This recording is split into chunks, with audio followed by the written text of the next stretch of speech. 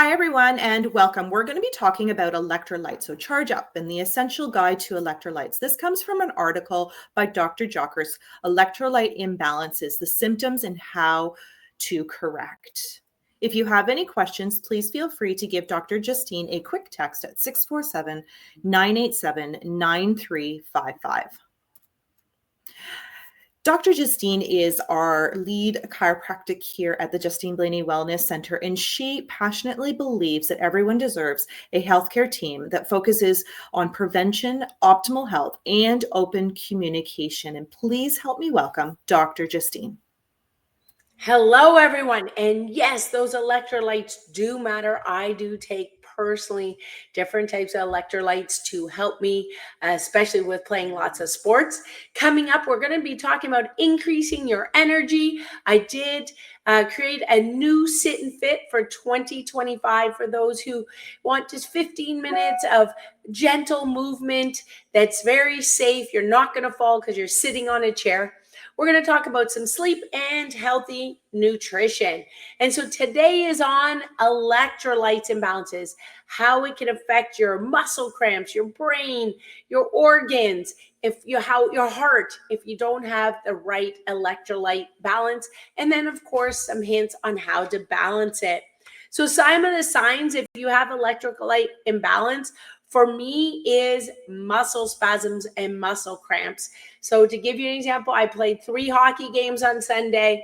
I tried to have electrolytes from a certain company throughout that day and drink a lot of water. But if you drink a lot of water and you're sweating a lot, you're actually getting rid of a lot of electrolytes. So that night I realized I didn't have enough, and I had a muscle cramp in my calf and foot for about 45 minutes. I literally was screaming in agony because this muscles went into such spasm, and it can lead to discomfort all of the next day. So this electrolyte is close to imbalance is close to my heart because it will cause me, my father also, to get those muscle cramps. If you have electrolyte imbalances, it affects your heart, affects your anxiety, moods, your sleep, your digestion, affects brain function, fatigue, irritability, dizziness. So very, very important to have electrolyte balance in order for your organs, for your brain to function at its best, and of course your muscles. So what are those electrolytes? They're in your foods, in your liquids. They affect your brain, your nerves, your muscles, how you create new cells. They dissolve in your body and help with that sort of electricity that goes through your body to regulate your organs and regulate your heartbeat, regulate your muscles.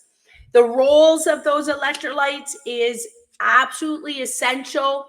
If there's an imbalance, it can be very, very serious. It can be affected by sweating, exercise, medications, going to the bathroom, being sick, poor diet. So it's really important to replenish those electrolytes. And we're going to come up with how you can make your your own electrolytes. Now, electrolytes include things like sodium, potassium, calcium, chloride, and other minerals. So what's in these electrolytes? The calcium was going to help your muscles. It's going to help with cell division. It's going to help your nerves. Potassium is going to help with stabilizing your blood pressure, your nerves, your balance, your heart contractions. Muscles with magnesium, M with M, helps muscle contraction, nerve function, helping with bone strength, bone development, your heart rhythms. Magnesium is very, very important for all of your, not just your big muscles, but your smooth muscle as well. Sodium, I know people have been told, no salt, but you actually do need salt, but it's the quality of salt that you need to help with fluid balance, your muscles, your nerve function, your blood pressure. So most table salt is sodium chloride, NaCl, which is the poor type of salt, but because we do need salt for fluid retention and for your digestion. Phosphate helps with your bones, your teeth, and bicarbonate helps with that pH balance and your heart function. So if you look at these roles of the electrolytes, your potassium, your sodium, your calcium, your magnesium, your chloride, all very, very important with all the different organs in your body. Now, what happens how does your electrolytes get out of balance? It can get out of balance from heavy sweating, physical exercise. That's me, sweating a lot with 3 hockey games. But also if you're sick, if you have food poisoning, you're vomiting, you have diarrhea, poor diet, you're eating lots of fast foods, you're not absorbing the essential nutrients, and that can be because of toxicity, different medications like antibiotics, diuretics, different chemotherapy drugs can affect your electrolytes. So that's why they have to be checked by your medical doctor. Other causes can be hormone imbalances, alcoholism, liver concerns, kidney concerns, diabetes concerns, eating disorders, heart failures, burns, severe burns on your skin, and different forms of cancer. So when we look at those causes of imbalance, the one that's the most common is that poor diet, I would say, and that's because many people are still doing fast foods or things that go in the microwave. The next is we have to be cautious of different metabolic diseases, cancers, diabetes, liver and kidney concerns. Most people, unless they're high level athletes, are not sweating that much. It's from physical exercise. It is often related to the other chemicals in the body or sickness. Now, if you're on a very high, strict keto diet where you're eating very, very low carb, which would be me, my insulin goes down, my insulin sensitivity goes down. So if I also drink a lot of water, then I'm flushing out those electrolytes and those salts. So then I need to be aware how to add them back in, even though I'm eating very clean and drinking a ton of water. Some of the main symptoms with electrolytes: dizziness, fatigue, anxiety, muscle spasms, trouble with sleep, trouble with irritability, moods, and heart palpitations, heart racings. Also can affect mental confusion, low blood pressure, headaches, migraines, thirst, and it can affect digestive concerns, leading to things like constipation, cramping, and other stomach concerns. So these electrolytes are very, very serious. And it is important, if there is a serious sign your electrolytes imbalance, it can be a 911 concern. Especially, you can affect the muscles around your heart, so you can have severe muscle weakness, chest pain, confusion, rapid or irregular heart rate, a seizure. Those are 911 concerns. It is important to go with your doctor, your medical doctor, your naturopath, to have your electrolytes tested. I am doing that coming up soon myself. I've been following very strict healthy eating, so I want to make sure that my electrolytes are in balance, so that I'm not being too strict. For example, you can also cause challenges if you're drinking too much water or you're having too little carbs. So it is important to make sure you get your electrolytes checked. So you can do imbalance diagnosis by checking your urine, checking your blood work. If it might need further testing, you might need an EKG if it's affecting your heart, ultrasound of your kidney or liver, if there's any severe imbalances, to get the proper diagnosis and the proper treatment plan.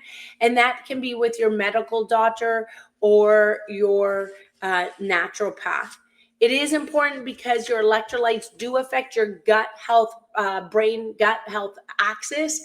So if our electrolytes are out of balance, it affects that gut health, which then is going to affect your brain, your heart, your skin, your teeth, your hormones, your liver, and your immune system.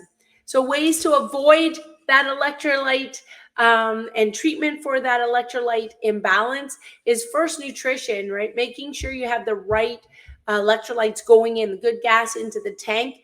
That's number one. Then number two, for me, I also am using supplements, but be careful. Some of the supplements are really, really toxic. They're using things like NutraSweet, sucralose to make them taste good. They're using plain salt instead of Himalayan or sea salt. Other ways, if it gets more serious, you can use IV fluids, IV medications, prescribed medications, or even dialysis. The goal is, of course, not to get to that point. So if you look at how to help with electrolytes, you want high quality salts. That's Himalayan salt. Add that to your eggs, add that to your vegetables. Drinking lots of water, mineral rich foods, reducing your stress. And that's what, of course, chiropractic helps, massage, acupuncture, naturopath helps, meditation, breathing exercises. If you are excessively sweating or sweating a ton, exercising a lot, that would be myself, making sure that you are replenishing with electrolyte formulas, making your own electrolyte supplement, and of course getting your blood work and your urine checked with your medical doctor or your naturopath. So we're going to go through some amazing ways for prevention. Number one is drink a lot of water. Wake up with water, go to bed with water. Drink water all continuously throughout the day. Number two, this is the one to get your pen out.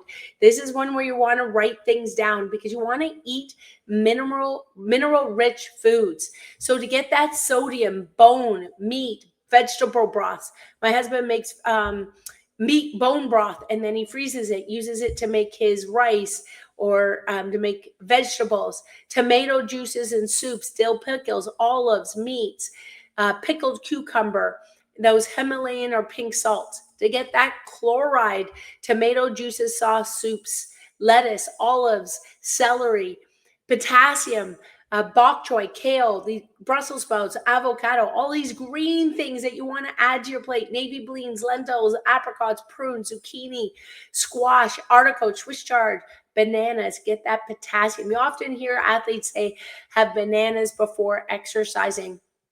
To get that potassium to help with muscle cramping and muscle function. Magnesium, add pumpkin seeds to your soups, to your yogurt, spinach, halibut, avocado, almonds, cacao, dark chocolate. So I made different type of pumpkin bread, pumpkin muffins, adding the cacao, and rather than just chocolate chips. Bananas, cashews, Swiss chard, edamame, and quinoa. And for calcium, it's not the supplements. Go for the real food. Collard greens, spinach, kale, sardines, yogurt, sesame seeds, almonds, chia seeds. If you're going to have yogurt, add chia seeds the night before with your pumpkin seeds. Okra, broccoli, navy beans, figs, salmon, and sweet potato. So this is a massive list. Take a picture of it. There's a ton of foods to write things down. The top 12 foods, if we were to summarize it, would be those sea vegetables, the wild fish, not farm fish, fermented foods like sauerkraut, green vegetables, green vegetables, green avocados, pasture-raised eggs, so the chickens are allowed to run around, pink Himalayan salts, bone broth, vegetable broth, olives, grass-fed butter or ghee, and grass-fed meats. Number three is look for those high quality salts, not table salt, sodium chloride, but high quality salts because they have over 80 minerals inside them to help you function at your best. And number three is reduce stress. Stress affects your overall body, affects your minerals. So if you're looking at those high quality salts, you'll see the advantages improving mental health, brain health, as well as fluid balance. When we go to number four, reducing stress. Stress damages your health. Stress damages your body's electrolyte levels. And that's why things like chiropractic, massage, acupuncture, naturopathy, meditation, breathing exercises will help reduce your stress and help with that electrolyte balance. The more you sweat, often happens, the more stressed you are. And then the more stressed you are, the more anxiety, then the more stressed you are. And it creates this horrible cycle of more. And that is why you want a chiropractor on your team. And get a massage monthly, get acupuncture monthly, see a naturopath to learn mind-body connection. Do meditation, yoga, breathing exercises, relaxation techniques. These are on my website. Talk to a minister, focus on prayer, getting your exercise, doing coloring or artwork, time in nature. things that make you laugh, videos make you laugh. I found Sunday, I needed to get up. I was ready to roll. So I did an hour of baking with a can of pumpkin puree. So get your time with your loved ones, with your pets, to reduce that stress, get your adjustments, a properly functioning nervous system. If you're stressed, you'll find that you might grind your teeth, have trouble with concentration, with moods, anger, frustration, anxiety. You might get tension, headaches, or muscle tension, troubles with digestion, skin concerns, and over fatigue levels, and feeling like you're in overdrive, and decreased sex drive. So if there are medications, that's number 5, they can affect your metabolic balance. They can affect your electrolytes. Things like antibiotics, diuretics, corticosteroids, hormone pills, blood pressure pills, cancer treatments. So get your electrolytes checked with your medical doctor, your oncologist. Any types of diuretics or laxatives can affect these electrolytes as well, affect your digestion, affect your heart. So if you're taking any medications or any significant supplements, check with your medical doctor, check with your naturopath to make sure you're balanced. And that is why I'm doing my own blood work, to make sure if I'm really following a healthy routine. You can also even overdo that. So making sure you're checking, you're not losing your electrolytes too much. So check with your medical doctor, especially if you're on these medications, according to doctors, blood pressure medications, diuretics, corticosteroids, antibiotics, hormone pills, or any chemotherapies, because these treatments, you want to be having great monitoring systems along the way. Number 6, if you're doing any excessive sweating, like myself, lots and lots of hockey, lots of running, then you can be losing your electrolytes. Can lead to fatigue levels, dizziness, fatigue, or those muscle cramps. So add extra water and extra electrolytes when you're doing that heavy exercise. Now you can make your own electrolyte drink at home. So here is the recipe. You can make it with either lemon juice or lime juice. You can use stevia or monk fruit to sweeten it. But you're adding that Himalaic or Celtic salt, so healthy salt, sodium bicarbonate, so baking soda, potassium chloride, magnesium. You can get food grade Epsom salts or food grade magnesium, and water. Mix that together to make your own healthy electrolyte, so it's not having the fake sugars inside it or the poor table salt inside it. Want to follow getting sweating is good. It's still going to get the toxins out. So these are some interesting facts about your sweat. The average person sweats about 2.6 million sweat glands. So that's over 200,000 drops of sweat. Like, that's a lot of sweat. Women have more sweat glands, but men tend to sweat more. Only 1 to 3% have hyperhidrosis, meaning they over sweat. So it's not a large part of the population. Sweating can have an unpleasant odor. So we do use essential oils like lemon with baking soda and with Epsom salts into our hockey equipment and our hockey underclothes to get rid of that smell. We do sweat lots with our feet and our lower back. Athletes tend to sweat more, which is me, and that's a good thing because you're processing, getting those chemicals out, and you can lose 2 to 6% of your body weight with sweating. And I know that if I go weigh myself before a run and then weigh myself after a run, I can weigh up to 5 pounds less.